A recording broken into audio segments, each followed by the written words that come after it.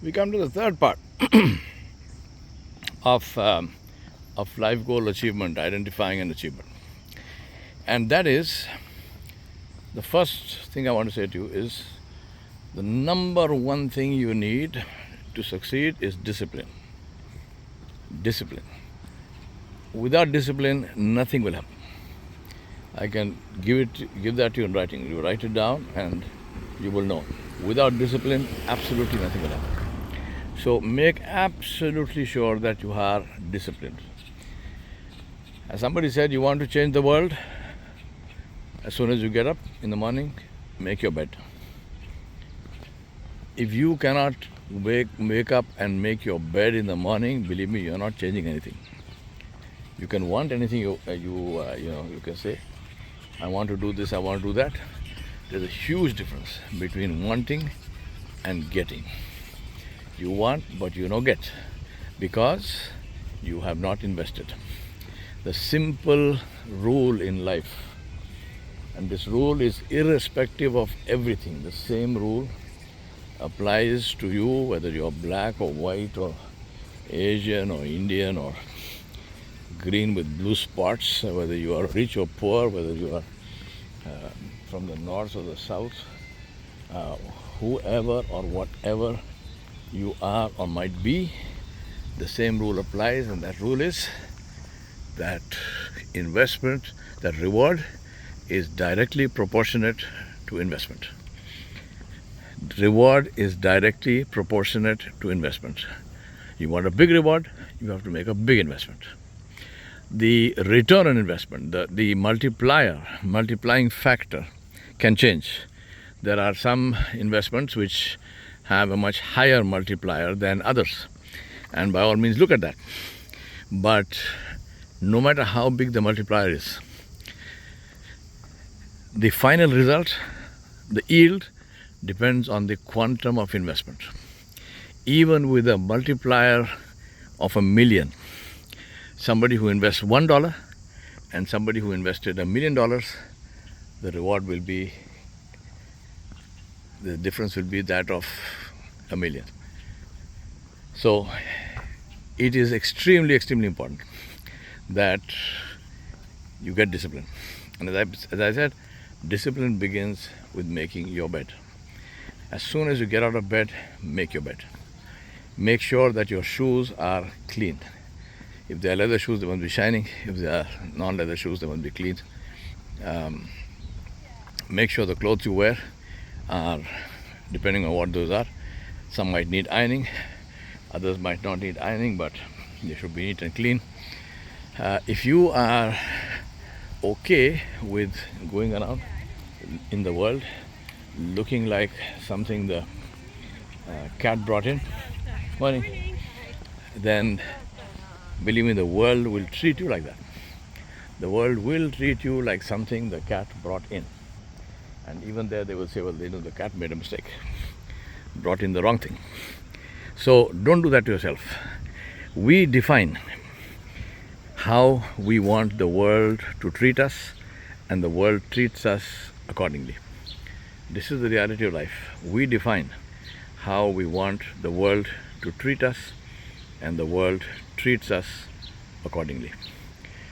So make sure that you define yourself in a way where people will respect you, people will treat you with deference, people will treat you with seriousness, that when you say something, people will listen, that your opinion will be taken into account, and that you will have influence. And all of that will happen only and only if you create that impression for yourself.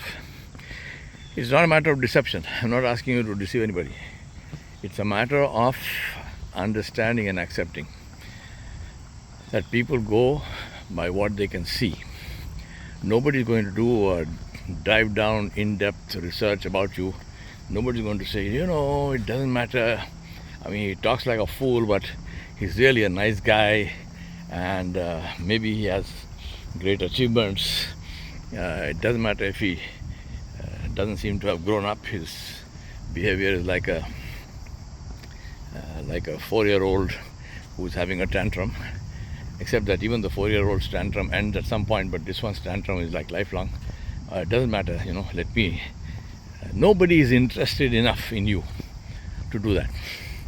They will just discard you, and you will be treated like a fool, even though you might well have great talents and so on and so forth. Nobody gives. I'm trying to keep my language clean in this, but you can fill in the blanks, right? So please, don't do yourself this great disfavor. Be disciplined. As somebody said, every one of us, every single human being must feel one of two pains. Every single human being must feel one of two pains: the pain of discipline or the pain of regret. The pain of discipline or the pain of regret. The thing about it is that the pain of discipline is temporary because it goes away. Then you start enjoying your disciplined, structured life, because the secret to productivity is not talent. The secret to productivity is not money. The secret to productivity is not even time. It is structure. People who are structured are hugely more productive than people who are not structured. Now, being structured doesn't mean that you have no spontaneity in life and everything has to be according to a timetable and whatnot. It's just a matter of prioritizing and working according to that priority. That's it. You can have all the fun in the world, but on a structured format, and that gives you the best utilization of your time, which is, as we all know, a unrenewable asset. It's an asset which, once it's gone, it's gone. Nobody can bring back lost time. So, and lost time is lost life. Our life is what? It's a collection of seconds, collection of instances. 1 second gone, that's 1 second of my life is gone, never to return. I can't buy it back. I can't negotiate it back. I can't force anyone to give it back to me. It's gone, finished. So it is in my own interest to ensure that I get the maximum out of every second in my life. So this is what you should do. Be disciplined. I want to repeat that. Everyone must suffer from one of two pains: the pain of discipline or the pain of regret. And as I said, the pain of discipline is temporary because you start loving it. You start loving that beautiful structured life you have. And the second thing is that because of the pain of discipline, because you are disciplined, you start seeing success and then you start enjoying it.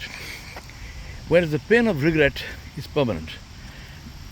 If you have to say it to yourself, and I really don't even wish this on anybody, if you have to say to yourself, if only I had done this, if only this, if only that, this is the most tragic statement in any language.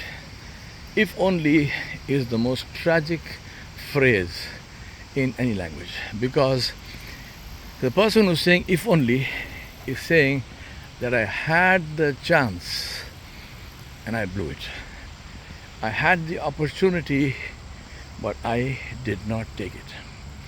I didn't fail, I chose to fail. I made the active choice to fail. Doesn't that sound completely insane? I mean, why would you actively choose to fail? But this is what we do. When we refuse to discipline ourselves, we are actively choosing to fail. Now, discipline. Second thing is metrics, measurement. If you say, I think today was a good day, how do you know? Because the reality of life is that only what you measure, you know. Michael Harry, who was the guy who invented the Six Sigma quality standard, he used to work for Motorola. Michael Harry said, if you want to see what people value, see what they measure. It's one of the most. It's one of my favorite quotes, and it's one of the most beautiful and one of the most profoundly wise things that I have ever heard in my life. He said, "If you want to see what people value, see what they measure." And this is so true. We talk about time, right? We say time is money, but ask yourself, if you lose $100. I won't say $20. Maybe you have enough to lose $20. But supposing you lose $100 bill, believe me, you will feel the pain of that. It won't. Losing $100 will not drive you to starvation or something, but you will feel the pain of that. But on an average, people spend between 4 to 6 hours, not minutes, hours, on social media, on this and that and the other. And at the end of that, which you should do, and I'm going to come to that in a minute, ask yourself, what did I gain? The whole issue of FOMO, fear of missing out. So because of fear of missing out, because of FOMO, we are checking our phones every 3 seconds. It is I'm not saying these numbers off the top of my head. This is what the research tells us.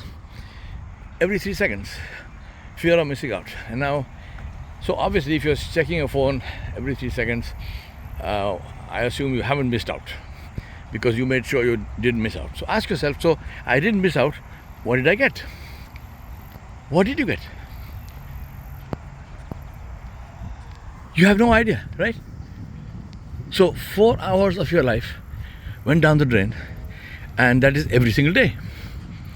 Just think about that. The value of that time really is that if you were to come to the last day of your life, which every single one of us will come, and at that time, if the angel of death tells you, I'm willing to give you the amount of time that you used to spend on social media, now, do you want it? The answer is of course, absolutely, because then I can straighten my affairs, I can do whatever I need to do to make sure that I end up in the right place. And then the angel says, but you have to pay for it, because nothing is free in life.